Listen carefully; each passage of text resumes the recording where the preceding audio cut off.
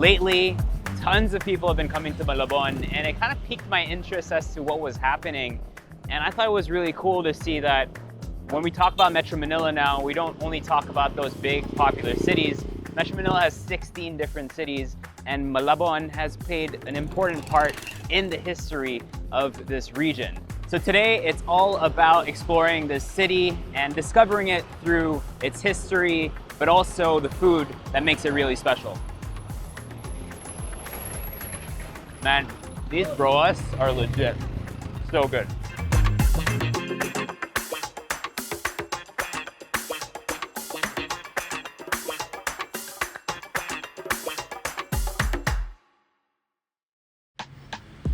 Malabon was founded in 1599, making it one of the oldest cities in the whole country. Due to its geography, it quickly became an important trading hub. We can't be sure, but this could have been the case even before colonization. Goods were ferried down from the river from the productive lands of Bulacan, Pampanga, and beyond, and came through Malabon for sorting before being delivered further down to Intramuros or Tondo. It also became an area where both Chinese and Spanish mestizo families settled. Unlike the younger cities that are part of Metro Manila, Malabon feels more lived in. Albeit sparse, the old world charm is still visible in certain streets, and like many parts of the Philippines, while their histories are not written, they can be assumed by the local culture that is still present. Food is a gateway into the past, and Malabon is packed with great eats. The 400-year-old San Bartolome Church stands tall, a reminder of what once was. Each time I see one of these churches, I often wondered what it was like without the trikes and fast food chains.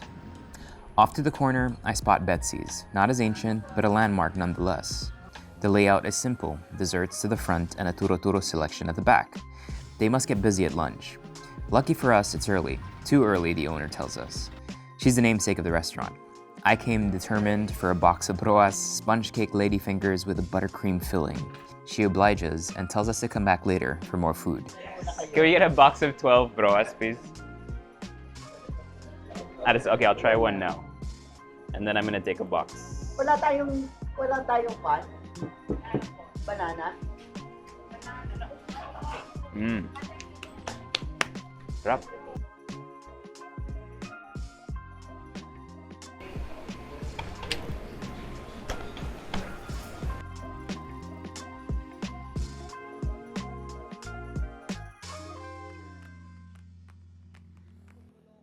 Not far away, I find myself walking through a tight street. The traffic is picking up. The sun is already unrelenting.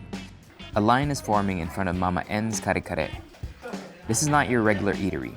Everyone has a Tupperware in their hand or a plastic bag to carry large servings of food.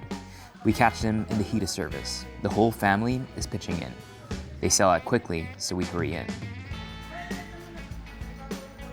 15 years na ako nagtitinda ng kare-kare. Luma pa yung bahay namin. Ito yung pinagpakuluan ng baka. Yung pinagkuluan ng karne, yun, ilalagay ko yung mani, nagbubusa ako ng bawang na may atsuete. Yun, pagkatapos lalagay ko na yung mga gulay. Ganun lang, napakadali, pero napakasarap. The best talaga yung mani. Pagka hindi maganda mani, hindi masarap ang kare-kare. Kaya dapat ikaw ang gumawa ng mani na pangkakare-kare mo. Pero yung recipe nito kay Lola. Kay Lola ko, yung yan, ganyan. Dapat magbubusa ka ng mani para masarap ang kare-kare. Ito yung mga laman namin. Yan. 30 kilos. Pagka Saturday, 60 kilos. Pagkakulo ng kare-kare, binubuhos na. Bigas, wala pong ano. Kasi pagka naglagay ka ng cornstarch, magtutubig yan. Una lang malapot kasi ang cornstarch. Pagka mainit, pagka lumamig na.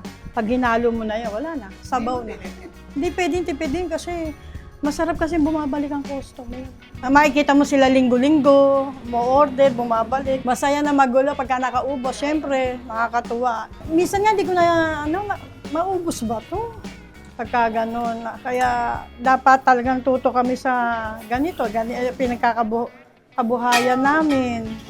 Diyan sila nakapag-aral sa kare-kare.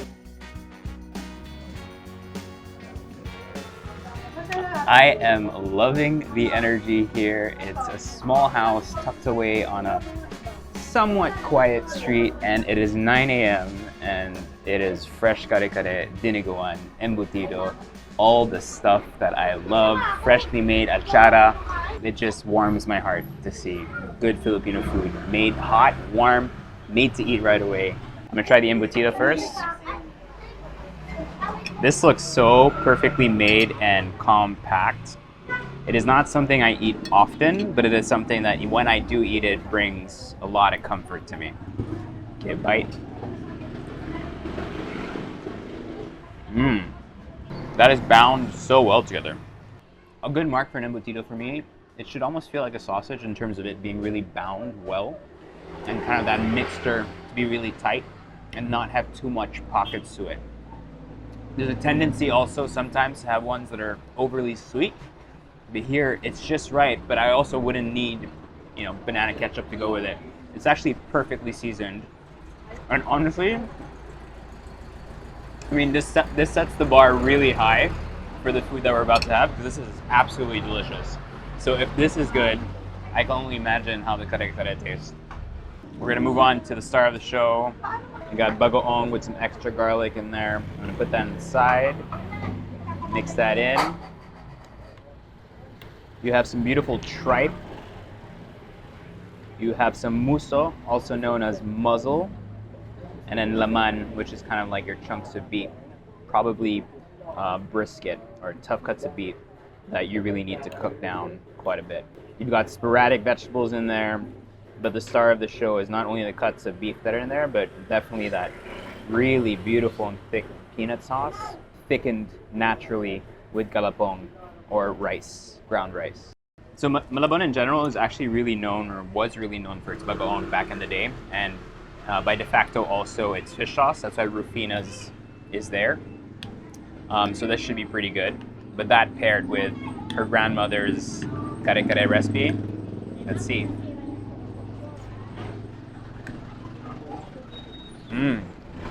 The texture is just right. The peanut flavor, really well developed, not overly sweet. There's a lot of people, when they make kare-kare nowadays, they use like Lily's peanut butter and stuff like that, and that gives you kind of this really cloying sweet flavor, which I don't particularly like. This feels like what it's supposed to be, right?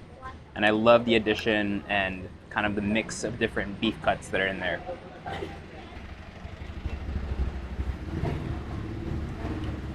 And when you're cooking this in big batches like they do here, it's not the easiest thing to do. When you cook in a small pan versus when you cook in a big pan, very different techniques. So to render out this much flavor, you can tell it's been cooking for a long, long time. You can just tell how intricate it's done also, because if you look at your bagoong, most people would just serve you bagoong regularly. Here, the addition of fried crispy garlic on top just shows you of how she's thinking about the food, that it's not just a condiment, but it's something that really makes this dish special. So why not add some crunchy garlic on top? Not only is it beautiful, but it brings so much texture and flavor to the dish. It complements it so well. This is beautiful. This is such a great place to stop by. If you're in town, I don't know if people can sit here and eat. I don't think so. Most people actually take out. But if there were a couple of seats here, this would be a really popular kind of like hole-in-the-wall restaurant.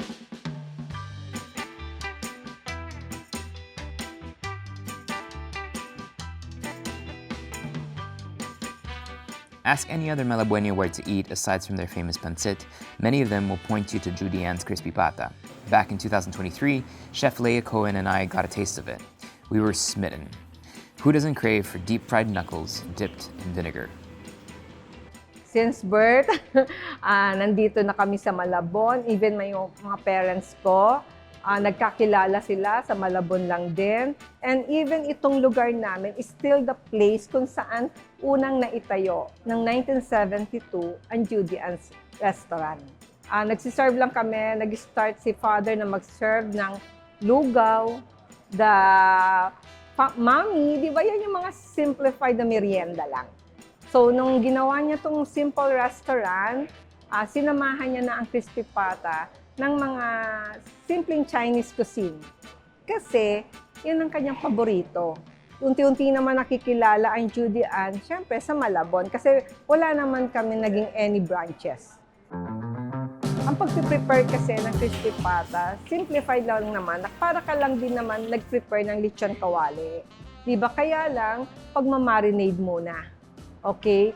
Before we do yung pagbo-boiling, meron siya mga spices na inilalagay naman talaga doon. Then after that, pag na-cool down mo na siya, simple na deep fry.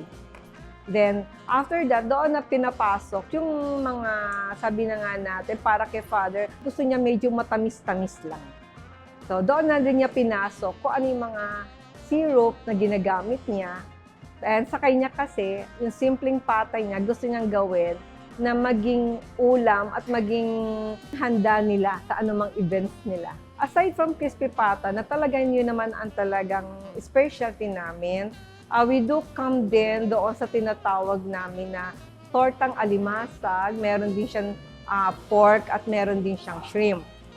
Si elder sister, siya yung naggawa ng shrimp embutido. Meron, bakit daw yung pinakabuntot ng embutido namin is yung sa hipon, pero wala kang makukuwang hipon sa loob. Kasi nga, embutido na siya. It's a mixture.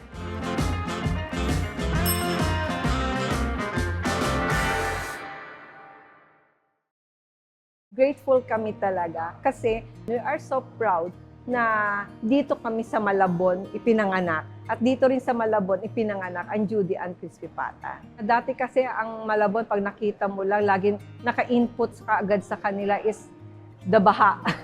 Diba? Mahirap pumasok dyan kasi laging lubog, diba? Pero ngayon kasi nakakatuwa na from them, nalalaman mo na, taga Malabon ka. Masarap sa inyo ang Pansit Malabon, na sa inyo ang kakanin, diba? Tapos meron pa kayong mga kikiam, mga merienda na mga simpleng, mga turon, di ba? Na bakit daw ang dami-dami naming kainan dito?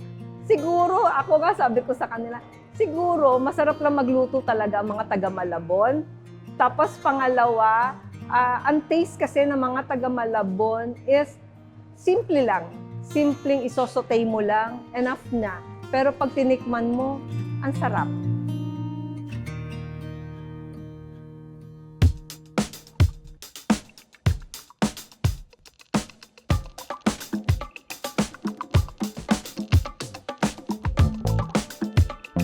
I am so full, so we went the lazy way. Instead of walking, we're just taking an e-trike, which is great because it's not too loud.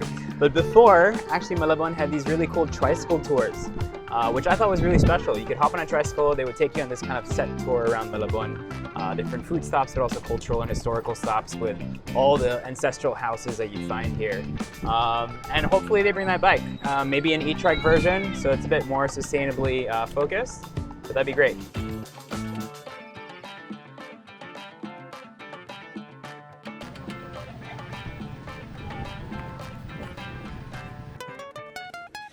One of my greatest pleasures is eating in carinderias that are proud of their food.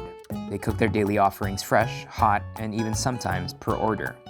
This pride can be seen, felt, in the way that they work, operate, and with how the kitchen is organized and cleaned. In Aling Mely's, their open kitchen is an invitation inside their home, but also a testament to heirloom recipes that have nothing to hide.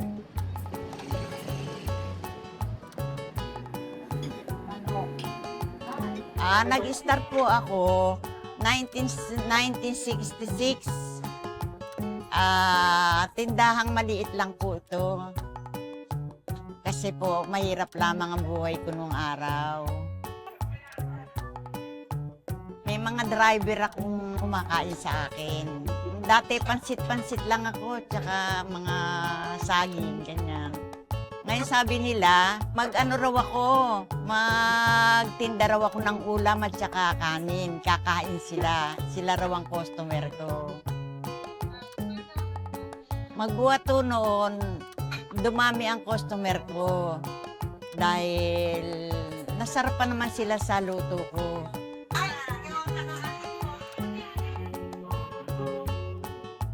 Dito po, ang binabalik-balik yung food dito. Mechado, pusit na relleno. All right, perfect. In front of us, we have our rellenong pusit. I've never actually seen it done in this particular way, but it looks really interesting. That's why I ordered it, and it just looks so pretty. We have their really famous beef mechado, which is exactly how I like it. Swimming in that beautiful orange hue, kind of oil with chunky sauce in between. Not too much vegetables, really focusing on the beef and the sauce. And then finally here we have our lumpiang hubad salad. So let's try the pusit first.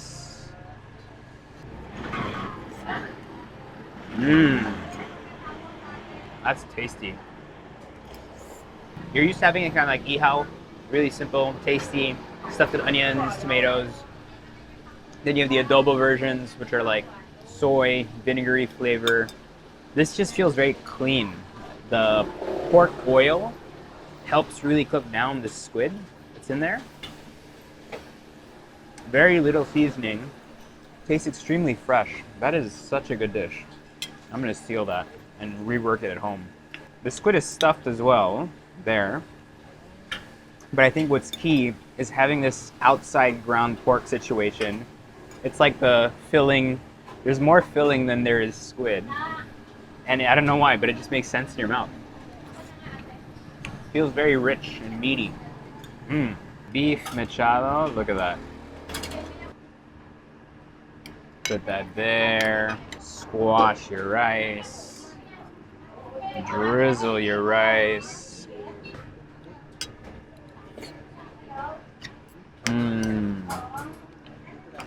When I make mechado at home, I tend to add a bit too much vegetables. It becomes more like a stewy kind of beef stew dish. Whereas when you have it in a lot of carinderias, it really is mostly beef and sauce. I'm not gonna lie, I think I like this version better. I just feel like it's more unique. There's so many beef stews around the world with lots of veggies, carrots, onions, kind of like your holy trinity vegetables. But when it's served just like this, the beef and the sauce have nowhere to hide. So it really has to be done really well. Yeah, man. I understand why so many people stop by this Carinderia when they're in Malabon. Salamat! Yes.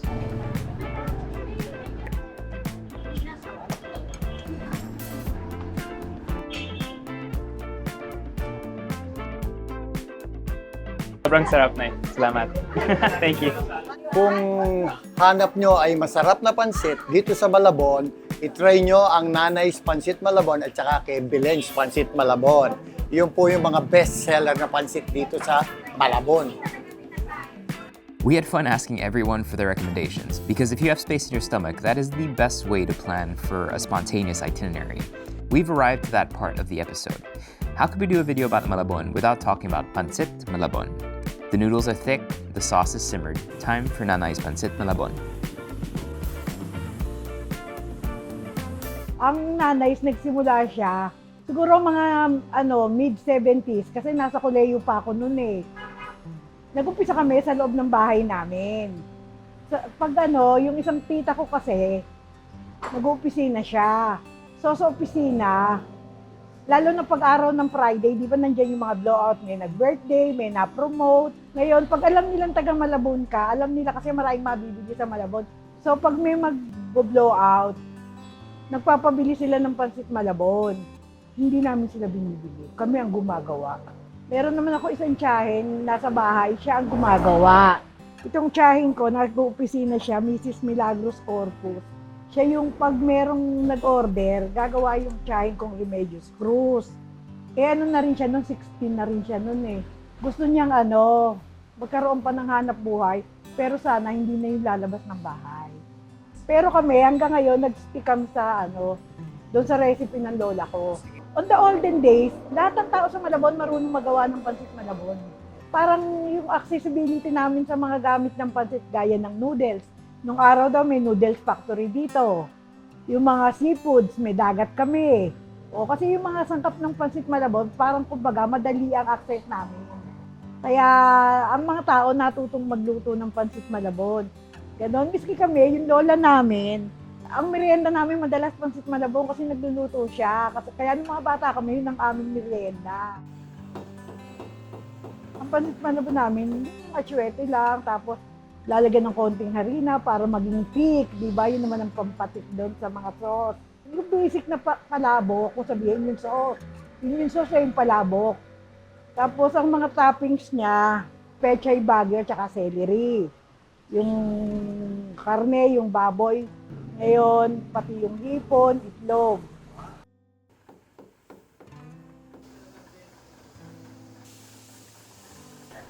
Ganito kayo gumagawa ng Pansit Malabon sa Nanays.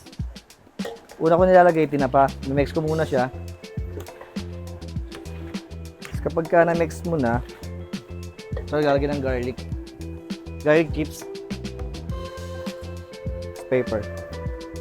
Tumatagal din siya, tapos depende rin sa taong kakain kapag kayong gutom talaga siya, tapos kakain agad ng ganito. Tapos pag mahina yung sikmura, ito kalamansi. Para timplado na ba? Para pag ready to eat na lang. Ito patis. Mix ulit.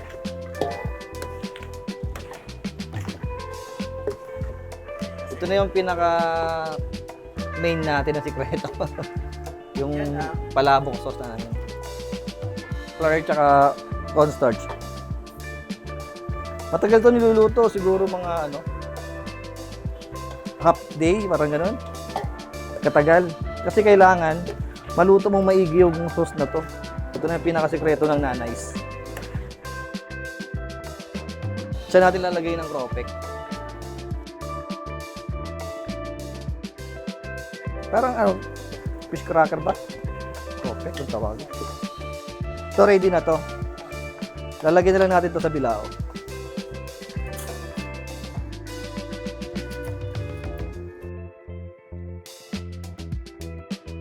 Ano naman, gulay. Bagyo pecha yung naman to.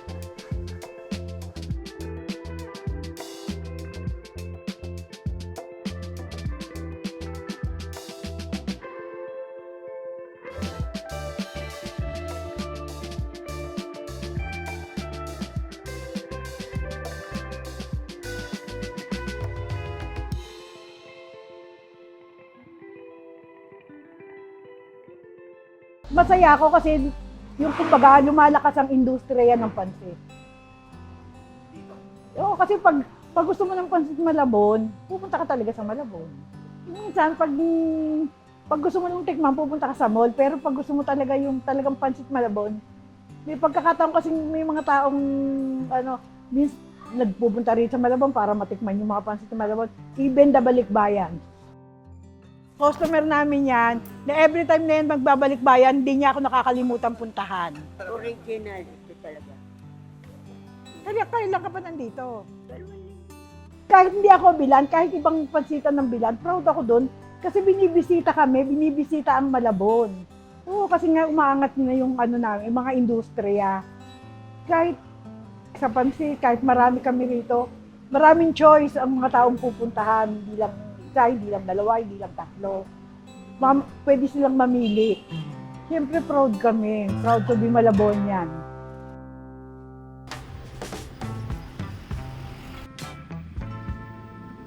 Belen's Kitchenette sits on a corner lot. Anywhere else in Metro Manila, it would look like a normal restaurant. But here, it stands out. I was surprised because I know it's one of the first, yet it looks like it was just built last year. We are here to meet its fourth-generation steward, Carlos. He'll show us what makes this much-loved pancit so special and so sought after. So now, magba-blanch lang tayo ng noodles. So yung noodles natin is made out of rice. Biniblanch siya, isusoak mo siya 24 hours, the noodles, and then eventually the following day, dun mo siya i-boil. So ihahango na natin siya. So sa amin, of course, we use a calamansi extract. So maglalagay na tayo ng patis, which is also known in Malabon. After that, maglalagay na tayo ng aming sauce. After putting yung ating mga liquid ingredient, maglalagay naman tayo ng yung mga dry, of course. So pepper, our crunchy garlic, and then our chicharon. And then, we will also put egg. So, si egg, magsaserve din siya as a binder and help equalize yung rich taste of patis and calamansi. So, kung makikita natin, di ba buo pa yung mga noodles niya? So, kailangan very delicate. Yan. Para ma-retain mo yung size and yung kanyang texture. Pansit Malabon is known for its thick noodles. Originally, back then, ang noodles talaga is like a ball pen. As in, mataba siya talaga. As in, siguro itong small hinliliit ko, ganito siya kataba. So eventually, para bago mo siya kainin, ikakat mo pa siya. So, of course, as new generation of suppliers, of course, nag-change din. Pero in a way, we'll still try to retain its look na thick pa rin yung noodles niya. Hindi na lang kasing thick nung dati, pero at least thick pa rin kung if you will compare it to the Pansit Malabon.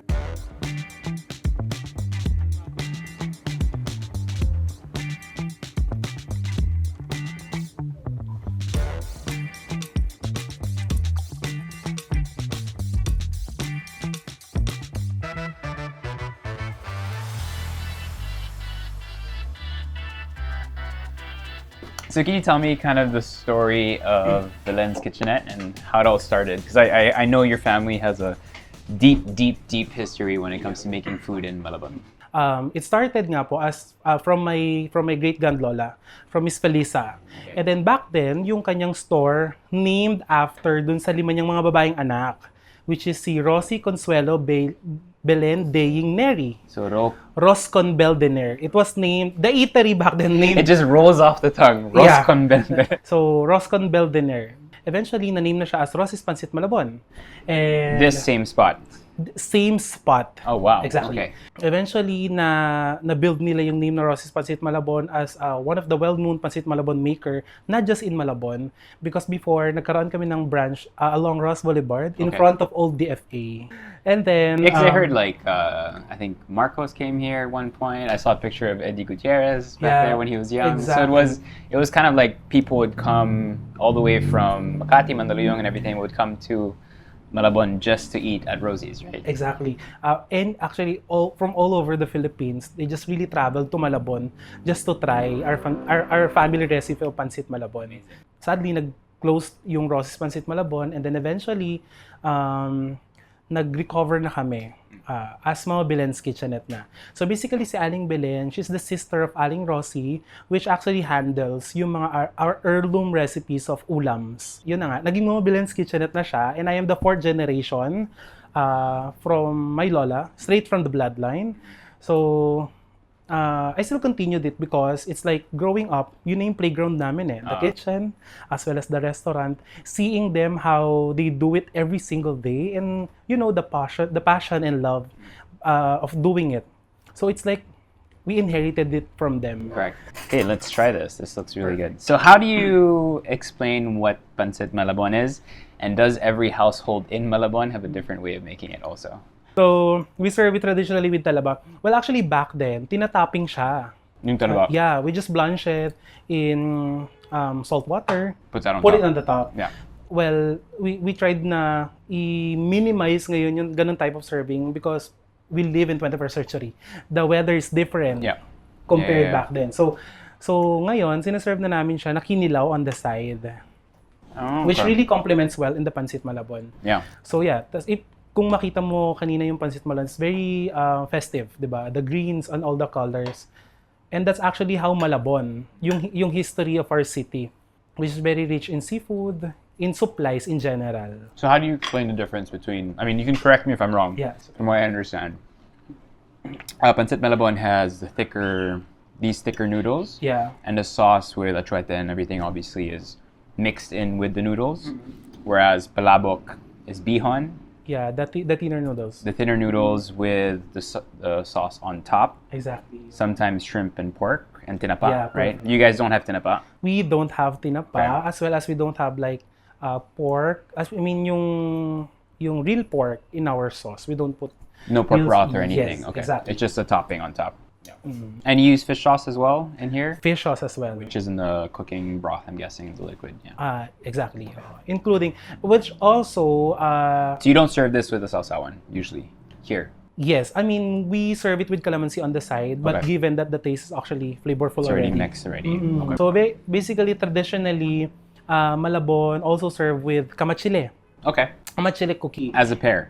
While in eating between? it. No, while eating it. Ah, really? Actually. Okay. Yes, actually, after having your bite of kamachile, you also need to at least scoop a Pansit Malabon. Yeah. So it's like sweet, salty are flavors that make a lot of sense in the Philippines, right? Exactly. That's actually the Filipino taste. Sweet and salty thing. We balance our sweetness. We balance the saltiness with sweetness. That's actually really nice because the kamachila is like on the drier side, and then this, when you eat it, it brings all that moisture and then it mixes nicely together. You can put the... On top. Sorry, yeah. I need to pour the muna, the suka. The suka. So I don't know if this is correct, but let's try this together. Yeah. It's just really a dish with the It's- different types of sides, but it will really give you a different Yeah. experience. I think the combination of the vinegar with the oysters with the pancit, like especially served separately like this, is pretty cool because then this kind of serves like a sausawan in terms of bringing more of that acidity to the dish, which is quite nice. So I don't know if this is fact or fake history, but so this used to be, Malabon used to be called Tambobon, something like that? Yeah, Tambobon. tambobon. Tambobon. So Exactly. because of the prevalence of tambo, which is the Yes. tiger grass, and the labong, which is the bamboo shoots. Exactly. And they were saying the first iteration of Pansit Malabon was actually with bamboo and not noodles. Yeah, most probably yes, because given that Filipinos actually is very maparaan. Yeah. Of course, we always try to make You use what you something have. out of kung ano yung meron sa tabi. So technically, this could be a pre-colonial dish that was reinterpreted with Chinese influences. For after. sure. That's for very sure. cool. Actually, I never thought of it that way, right? It makes a lot of sense.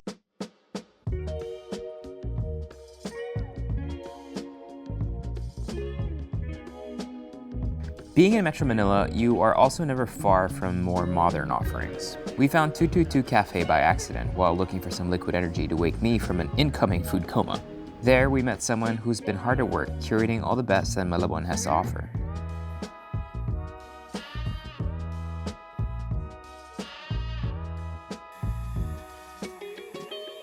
Ang Tutuktuk Cafe ay galing sa word na address ng lugar. So, ang address kasi nito is 222 Don Basilio, Dampalit, Malabon. Secondly, may angel's number siya and may meaning siya na you are in the right place and at the right time. Mostly specialist talaga kami sa coffee. Coffee talaga, yeah. Although na may non-coffee kami like fruit tea, Italian soda, pero specialist talaga kami for coffee. Actually, may supplier kami along Quezon City na kinukuha rin niya from Benguet. More on Arabica. Yeah, local made siya.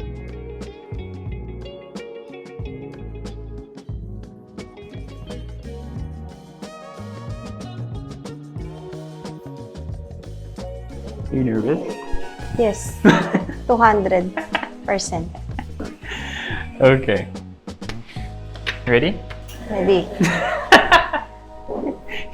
Okay, we've been eating all day, and it felt like the right time to take a little caffeine fix. So we're at Cafe 222. I'm joined here with Regine, and you run a company called Malabon Food Cravings. Yes. Okay. I've lived in Makati. I was born in Makati and then lived there until I was 18 before I moved out. And I wouldn't be able to tell you if Makati, Taguig, Marikina, Pasay, Pasig, if those places have distinct food cultures, right? They're all cities within Metro Manila. Malabon is a city in Metro Manila, but it feels like it has its own unique food culture. And you founded the business Yes. based on that. Yes. When did the idea come about? Like, what made you think, oh, this would be a great idea? Actually, just a short history. Malabon Food Cravings officially started on July 2020 during pandemic. Okay. Yes. And then, even before pandemic pa, I used to bring Malabon food sa office namin. As may baon, ganyan. Then, Where was your office? in Belen, Quezon City. Okay, so you'd bring the food with you there. Yes, as may baon lang. Okay. And then, pinapatikim ko sa office mate ko, dadala ko ng kikiam, ganyan, tinapa. And then later on, nasarapan sila. And I remember, I'm bringing 100 pieces of Valencia, 50 pieces of kikiam sa office, and nagko-commute lang ako nun. Just for your office mates. Yes, just for my office mate and bosses, including yung owner ng company namin. Wow. And to think that naalaw ako magbenta, at tingin ko, ganun kasarap yung pagkain ng Malabon. And then, dumating yung pandemic, di ba? I started selling empanadas, which I used to bring din sa office namin, nagawa ng kapitbahay namin. Pinopost ko lang siya sa personal account ko. And then, my brother-in-law, Kuya Melvin, created a business page for me. Parang sabi niya, bakit sa personal account ka lang nagbebenta? Nasa Malabon na ako. So, why not? Since ginagawa ko naman siya even before, why not Malabon Foods yung ibenta ko? So you started with a few products, Yes. but now your list is huge. How many products or different Actually, providers? I started adding the Malabon classics like Pansit Malabon, Kakanin, Bagoong, Kikiam. Yung mga mga famous restaurant here sa Malabon. And then since pandemic nga, I decided to collaborate with other small home business owners. I think they needed lang a little push, marketing, para maano po yung food nila. So, currently, ngayon, I have more than 60 partner stores, suppliers, and I think, more than 200 plus food options. Wow. So what do we have in front of us? We have here our one of my bestseller, Luto sa Pugon Longganisa. Kaya siya tinawag na Luto sa Pugon kasi yung ini-smoke siya sa traditional oven na pugon. And kung maalalasahan mo, smoky talaga siya kasi matagal siyang That's amazing. pinausukan. Yes. Yeah, it's not, I mean, longanisa sometimes can be a lot of garlic, a lot of sugar, a lot of sodium and salt. Pero this one, the first flavor that comes out is smoke, Yes, which is nice, very different. And then what else did you bring us today? We have tinapa, Bagoong. bagoong. So you worked with each provider to label this also? Or you guys label it? I do the labeling. Oh wow. Yes, that's Amazing. my personal effort talaga. To do the labeling. So they send you the product in jars? Yes. Nag-order lang ako sa supplier. Once na may nag-order sa akin, I don't stock food sa house Of para course. always fresh. Fresh. Yes. Okay, so here we have adobong tahong. Since Malabon is a coastal area, 'di ba? We have the freshest seafood. Kaya kung makikita mo yung mga product is adobong tahong, gourmet tinapa, Yeah. bagoong. So more on seafoods din. These are all the Spanish influence, kind of like preserved Yes. seafood in olive oil, which I love. And Malabon's also really known for kakanins and everything, so you do all the kakanins, pichi-pichi, and all that. Yes. Yummy. So ito yung gift ko. Yeah, that's pretty cool. I'll wear that. Next time I go to the palengke, I'll wear this.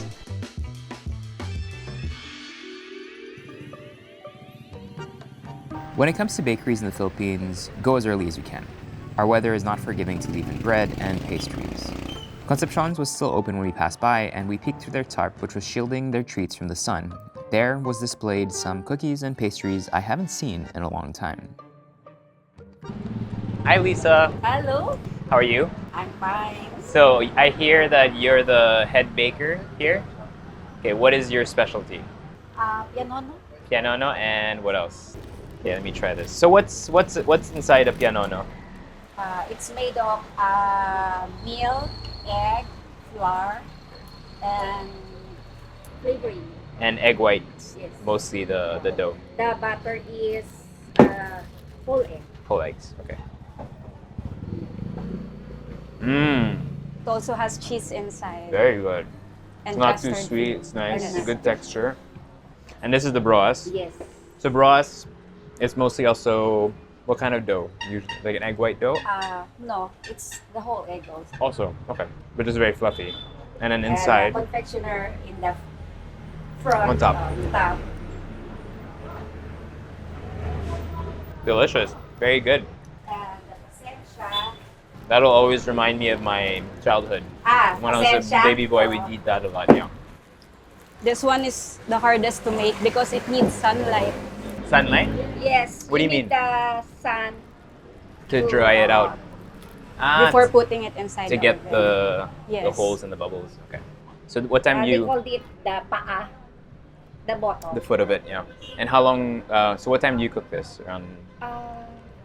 Madali lang tumutuin. So, ang ano lang dito is matagal siyang gawin. Very easy, Isa but sun-dry because mo of pa the siya. process, yes. You have to sun dry it first, Oo. and then you bake it. Oo. Okay. And how long do you sun dry it for? It depends. Kung If it's a really strong dry na sun. yung front and the Sun is strong. yun, Okay. Pero if it's raining, Mm-mm. walang pasensya Wala. cookies. Walang gawa.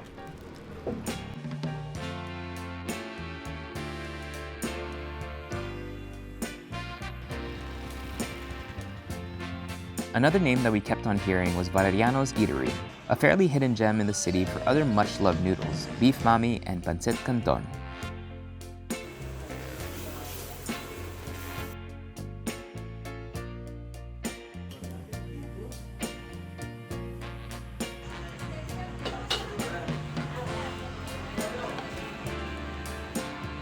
Ako si Valeriano Mangali. Isa ako sa 6 na magkakapatid na isa din sa naging part nitong tindahan na to na pinasimula ng pinakamatandang kapatid namin, si Ate Digna. Nag-start kami noong 1982. Nagsimula kami sa isang maliit na pwesto dyan sa Bonifacio Street, dito rin sa Malabon.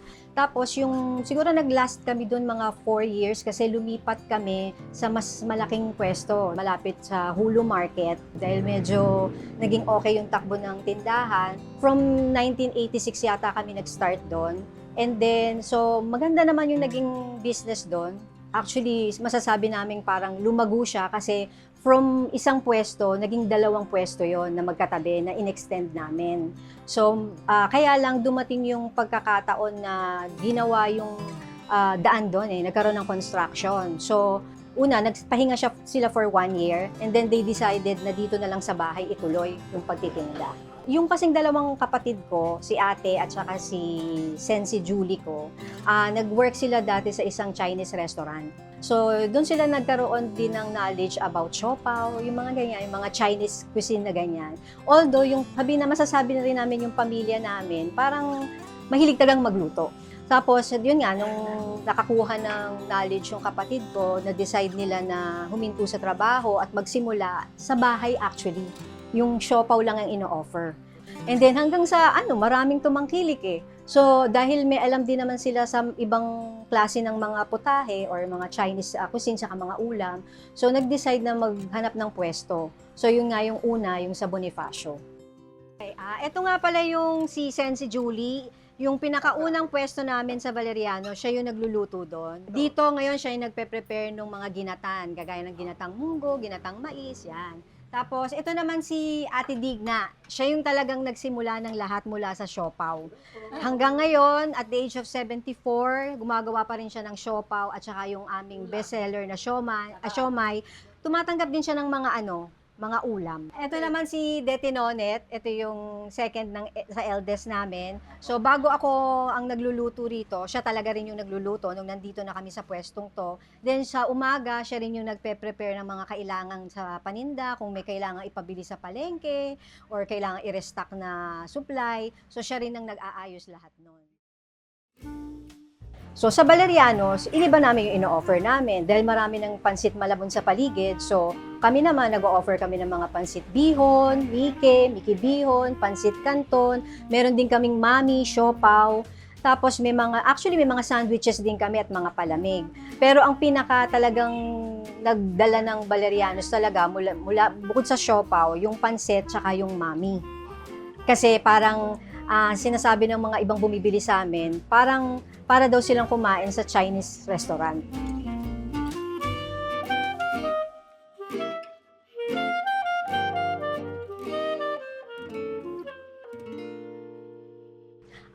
Masaya na umabot kami sa ganitong katagal, nasa 42 years na akong total natin, nasa 42 years na ang Valerianos, na kahit paano kami pa rin yung nagtutulungan na magkakapatid. Kasi hindi na, sabi natin in earnings, hindi naman ganun kalaki na dahil lumiit yung pwesto namin Pero pag na-enjoy mo yung ginagawa mo, masarap sa pakiramdam. So pag na-enjoy mo, nakakatulong ka rin sa mga, ilan lang naman yung tauhan namin, 2 lang naman, 3. At least nakakatulong ka rin sa kanila. Tingin ko nga, parang ito na nga siguro yung purpose. Kasi tinan mo, from music profession, nandito uli ako, nagluluto. Although nung time na nag-aaral pa ako, nagluluto rin ako doon pag walang pasok. Yan, nag-aaral pa ako noon. So kumbaga doon din nahasa yung kakayahan ko sa pagluluto. And then ngayon nandito ako. Siguro nga sabi ko, ito rin yung isang purpose na para ituloy yung nasimulan ng family namin. Napakaraming kainan ngayon dito sa Malabon. At saka, dyan lang sa iba-ibang street, pag dumaan ka, madadaanan nyo, sunod-sunod yan, magkakatabi. So, kumbaga, swerte rin kami na hanggang ngayon tinatangkili kami ng tao. Pero siguro sabi nga ng base na rin sa sinasabi ng ibang mga bumabalik sa amin, kasi daw, masarap.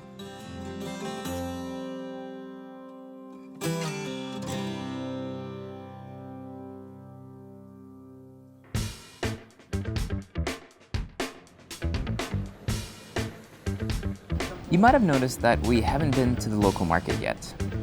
There was no rush, as we knew what we wanted our last bite to be, and we heard that they stay open late into the afternoon.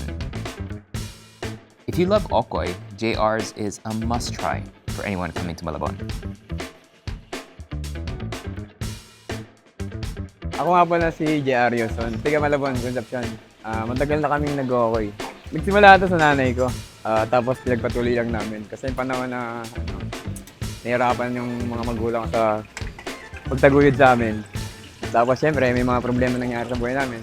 Ako na nagtaguyod nito at ako na nagpatuloy. Hanggang sa yun, napaboom natin. Yung recipe natin, may mga dinagdag lang tayo. Kasi mga dinagdag kong tokwa na yan, tsaka yung super special. Tinulot ko lang yan sa mga gusto ng customer sa amin. Ibang customer kasi, minsan, ayaw nila ng ipon. Ang sinasuggest ko naman, kung gusto nyo, lagyan na lang natin ng tokwa para may ibang variety na makikita. Ang ingredients ng okay namin ay galapong, toge, kalabasa, pinchay, sibuyas, yan. Tsaka yung maiwagang pawis natin. Hindi, joke lang po. Kasi sa dami-dami mag-okay natin, pero alam ko naman marami mag-okay sa Concepcion at Malabon. Pero yun ang pinagmamalaki ko. Nawala sa iba siguro.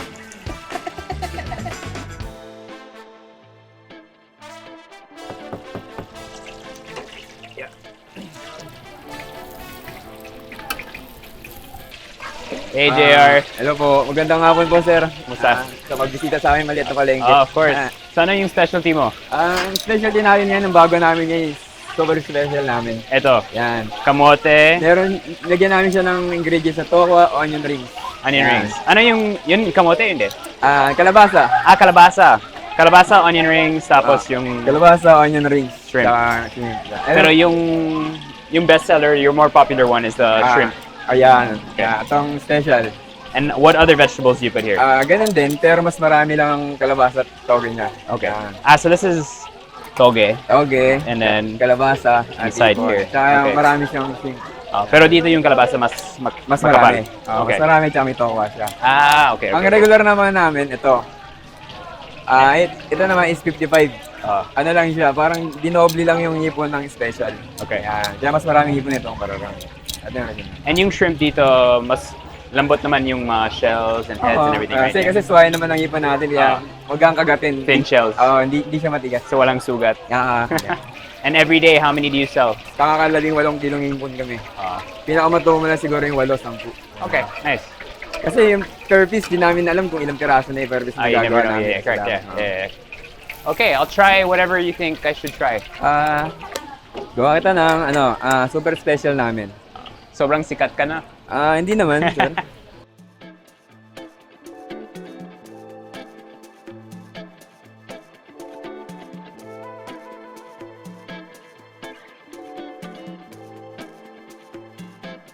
So when I make okoy at home, my batter is usually quite wet, and then I kind of fry it in the oil to get it really crispy and then airy and pockety. And then as it cooks, I kind of assemble the okoy as it cooks, giving me a really nice thick one. The okoy he's doing here is way flatter, way crispier, which is a completely different style of making it as well. So the point is to try to get it in the oil at the same time and keeping it kind of, like that's why he can get kind of these perfect shapes. I'm really interested to see how this turns out once it hits the oil. So there's some batter being added on top. That's going to be kind of like the sealer to keep everything together, and that's what I'm guessing has the cornstarch, the egg, the slurry, depending on what they're using. So it does spread out a little bit, but it still sticks together quite nicely.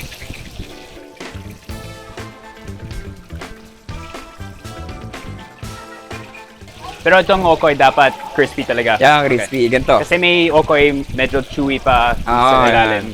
Okay. Kasi yung iba, minsan, sila yung nagaan ng ano sa labi nila eh. Yeah. Or they like the thicker ones. Yeah. But I like this, thin, crispy. Ito yung tinatawag kong super special kasi mas dinoble yung laman tsaka makapal. So galapong makes it crispier, no? Yeah. Okay. I've never actually made my okoy with galapong. Usually I make it with cornstarch and flour, which gives you more of a pancakey, chewy pull, whereas the galapong should give you something really nice and crispy.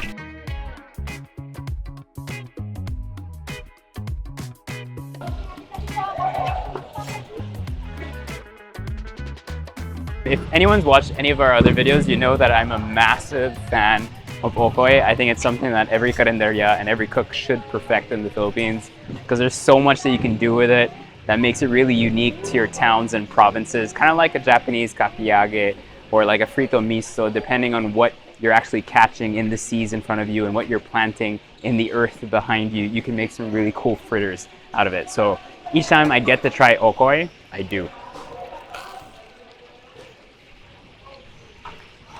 Yung galapong, the rice flour changes it completely. It's light, it's airy. No density whatsoever in it, yet it holds together really nicely. The addition of the tofu gives it kind of like a juicy bounciness to it as well, which just makes this dish a whole lot more filling. And you kind of get this really, really massive piece of just beautiful food. I feel like what Malabon has showed us is that wherever you are in the Philippines, there are things that you can highlight and things that you can find in your different cities that you should be putting forward. It's funny that, you know, within the 16 cities of Metro Manila, sometimes it's kind of hard to find an identity in each of those cities or specialties because of how populations move and how migration works. But there are places like Malabon that are getting known for its food culture, and I really hope that people around the country kind of take that as an example of how can you promote and how can you be a hero of your own municipality's kind of cuisine, putting those things forward, doing them well, cooking it hot, and serving it the best way possible. So Malabon, I will be back. Yummy. Ano po yung benta nyo? Mais po, sa prutas. Opo siya. Depende po sa inyo kung lalagyan nyo ng margarine o cheese. May vlog din kayo? Opo, practice lang po. Si King Corn Vlog po. King Corn Vlog. Nasa Instagram saan? Sa Facebook po. Facebook. Bigay lang din po sa akin to. Ayan po. Ayun. King Corn Vlog po. Thank you po, God bless po. Nice. Binigay po sa akin to na matanda na binigyan ko po ng melon. Okay. Binigyan niya, hindi pa po ako nagpa-vlog. Okay. Kaya binigyan ko siya ng melon. Sabi niya sa akin, suot mo to araw-araw. Okay. Isinuot ko po, yung mga tao na nakikita ko, natatawa sa akin. Inaisip ko po, gawa kaya ako vlog, sabi ko ganun.